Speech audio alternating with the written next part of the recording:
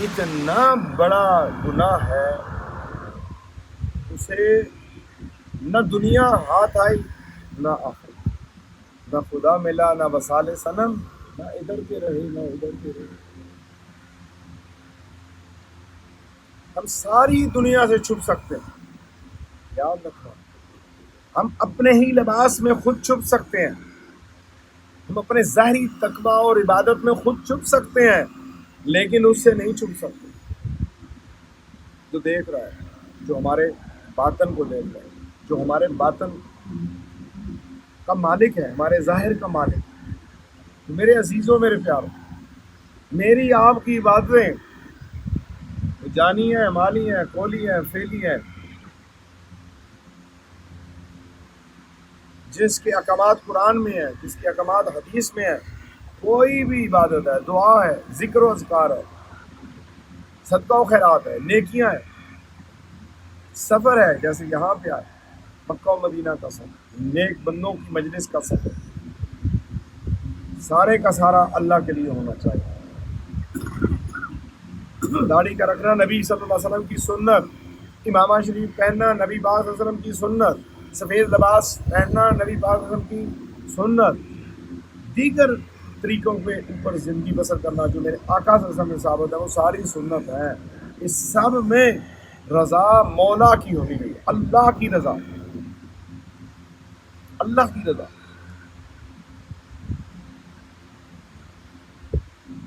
تو ہمیشہ اپنے ہر کام جو آپ کرتے ہیں اس کو کرنے سے پہلے سوچنا ہے، آیا اس میں میرے اللہ کی رضا ہوگی، میرے سونے کی رضا ہوگی، اس میں میرے پیارے کی رضا ہوگی، اس میں کوئی بھی کام۔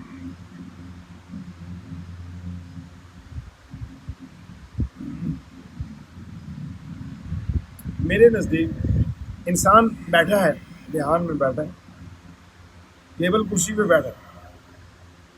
اور اس پہ پڑی ہوئی چیزوں کو، کیونکہ یہ بشری تقاضے کہ ہمارے ہاتھ چلتے ہیں، کبھی ہم اس کے دھاگے کو پکڑتے نکال دیتے ہیں، کبھی ہم اس میں سے چیزیں نکالتے ہیں، کبھی ٹیبل والی پڑی ہوئی چیزوں کے ساتھ کھیلتے ہیں، مجھ میں بھی خامیاں ہیں، لیکن میں اپنے آپ کو تعلیم دیتا ہوں، یعنی اگر ہمارا گلاس اٹھانا، کوئی چیز اٹھانا، اس میں دین کی مصلحت نہیں، حکم خدا بندی نہیں، تو وہ جہاں پڑی ہے اس کو پڑا رہنے دیں۔ ہر کام کے اندر اللہ کی رضا، قدم کا اٹھنا اللہ کے لیے، پاؤں کا چلنا اللہ کے لیے، منہ کا بولنا اللہ کے لیے، ہاتھ کا اشارہ اللہ کے لیے، بس اللہ کے لیے۔ صرف ایک انگلی سے اتنے چشمے جاری ہوں گے جو جنت کے چشموں کی ضرورت ہی نہیں ہوگی، جس سے وہ کہتے ہیں اشہد اللہ الہ۔ یہ ایک اشارہ ہے الہ کا، الہ کے اقرار کا، تو واحد ہے، یکتا ہے، بے مثل و بے مثال ہے، تیرے جیسا کوئی نہیں، تو عبادتوں کے لائق ہے،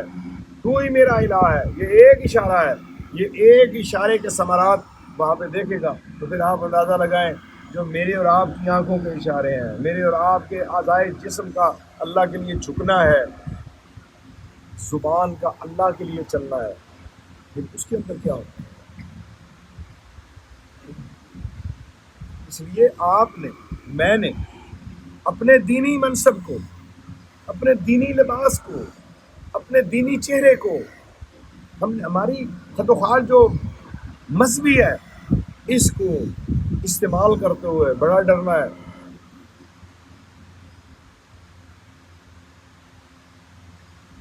میرے مرشد پاک نے ایک مرتبہ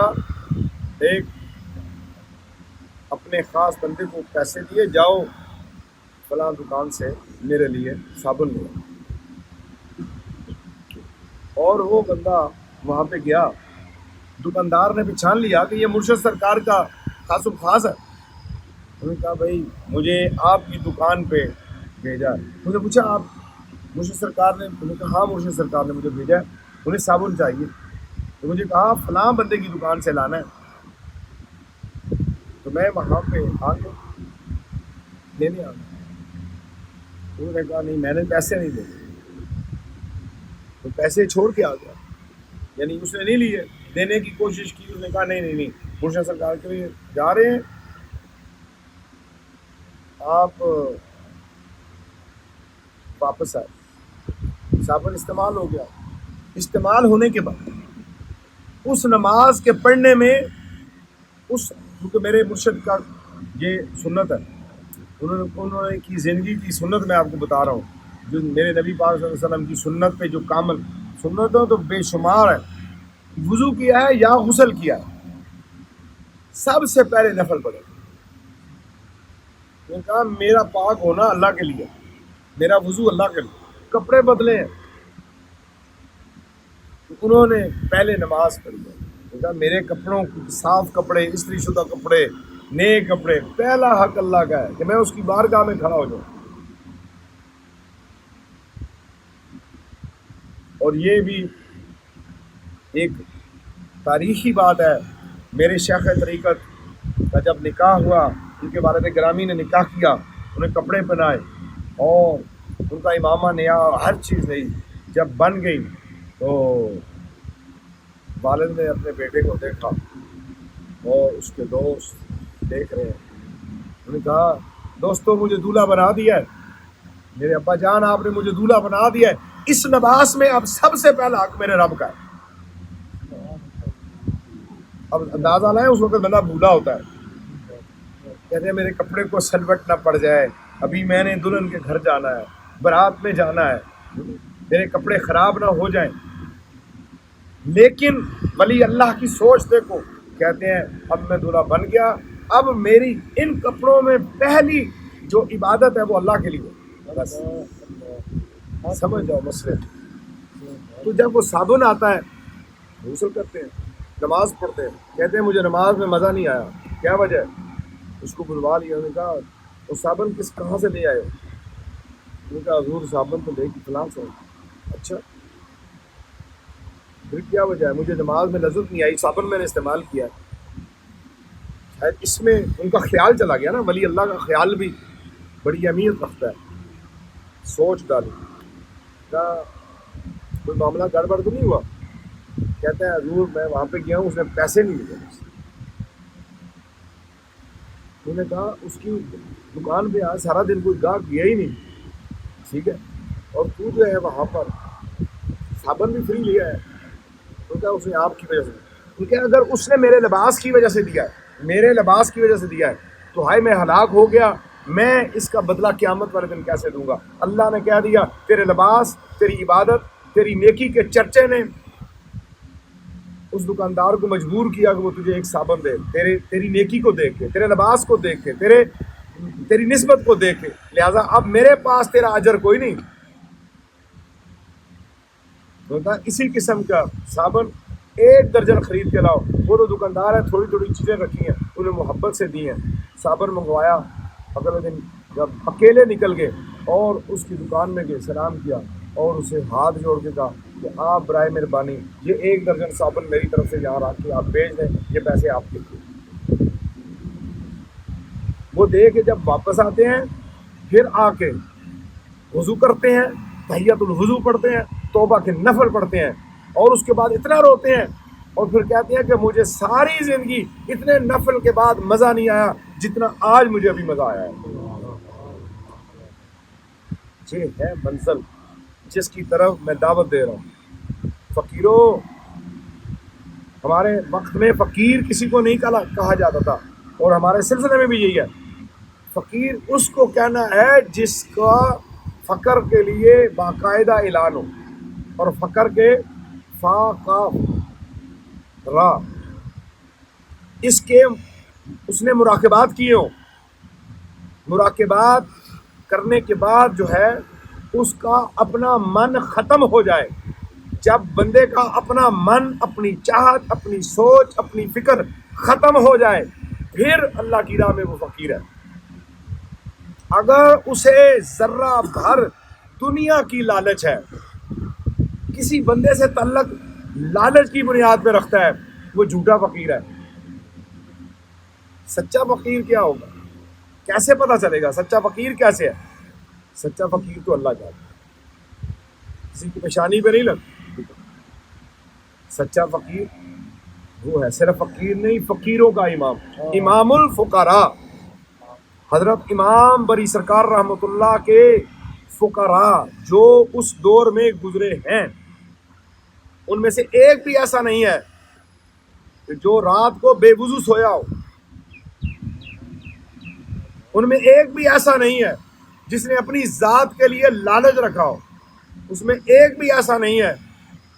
جس کا اوڑھنا بچھونا صرف اللہ کے لیے نہ ہو، پھر ان کو فقیری ملی۔ فقیری ایک تغمہ نہیں ہے یا ایک وہ چیز نہیں ہے، وہ یہ ہے فقیری کا معنی کیا؟ یا اللہ میں نے دنیا سے منہ موڑ لیا ہے، مال دولت سے منہ موڑ لیا ہے، مالک مال اگر میرے ہاتھ میں بھی ہوگا، جیب میں بھی ہوگا، لیکن مالک تیری یاد سے مجھے دور نہیں کر سکتا، تیرے نبی کی اطاعت سے مجھے دور نہیں کر سکتا۔ بس جب اس کی کیفیت مال سے دور ہو گئی، عورت سے دور ہو گئی، شہوات سے پاک ہو گیا، سوچیں اس کی پاک، فکر اس کی پاک، اور اس کی توجہ پاک، اور اس کا ہر قول فعل خالص اللہ کے لیے ہو جائے، تو اس کو کہتے ہیں کہ راہ سلوک کا یہ فقیر ہے۔ تو اللہ کرے مرتے دم تک کرتے گزر جائے اور ہماری زندگی بدل جائے، ہماری زندگی بدل جائے۔ میرے دوستو، اگر زندگی نہیں بدلتی پھر یہ اس کی مجالس کا فائدہ نہیں، تقویٰ نہیں پیدا ہوتا، سچ ہم نہیں بول رہے، جھوٹ بولتے ہیں، غیبت کرتے ہیں، بہتان بازیاں، الزام تراشیاں، لوگوں کا مال چھیننا، لوگوں کے پیسے چھیننا۔ اگر یہ کیفیت ہمارے اندر ہے پھر ہم دنیا سے خالی آئے تھے، خالی تو ویسے بھی جانا ہے۔ اب دنیا کے بعد اس حالت میں ہم نے اعمال کا ذخیرہ اکٹھا کرنا تھا، 60 70 80 سال 40 50 سال عمر، مال کا ذخیرہ اکٹھا کر ہی نہیں سکتے، ایسا نو عملہ وہ کام ہی ہم نہیں کر سکے جو ہم نے اکٹھا کرنا تھا، وہ کیا ہی نہیں ہم نے۔ پھر تو فضول ہے، پھر تو رائے گاہ ایسا۔ آؤ مل کے قرآن و سنت کے مطابق عمل کریں، اور اس روحانی دینی دعوت کی جد و جہد میں، اس فکر کے اندر ہم اپنے سفر کو اختیار کریں، اور ہم آقا نبی کریم صلی اللہ علیہ وسلم کی امت کے پاس جائیں اور جا کے انہیں راہ حق کی طرف دعوت کریں۔ جب دعوت دینے والے مخلص ہوں گے، تھوڑے ہوں گے، دعوت دینے والے ہوں گے، باطن اور ظاہر کے فقر ہوں گے، اور آپ کی دعوت ہوگی، انقلاب آ جائے گا، تبدیلی آئے گی دنیا کے اندر، معاشرے کے اندر، گھر کے اندر، آپ کی میری اپنی زندگی کے اندر تبدیلی آئے گی، اور وہ تبدیلی قرآن اور سنت کے بغیر نہیں آ سکتی۔ اللہ کا ڈر پیدا کرنا ہے، اللہ کا خوف پیدا کرنا ہے، 5 وقت نماز، تلاوت قرآن، اللہ کا ذکر، یہ چیزیں آپ کریں تاکہ یہ حلقہ ذکر میں جو آج تعلیمات لی ہیں اس میں عمل پیرا ہو، اور چلتے پھرتے اٹھتے بیٹھتے ہر وقت آپ کی آواز، آپ کے دل کی آواز، آپ کی زبان کی آواز اللہ کے ذکر میں ہوگی۔ اللہ اللہ اللہ اللہ اللہ اللہ اللہ اللہ اللہ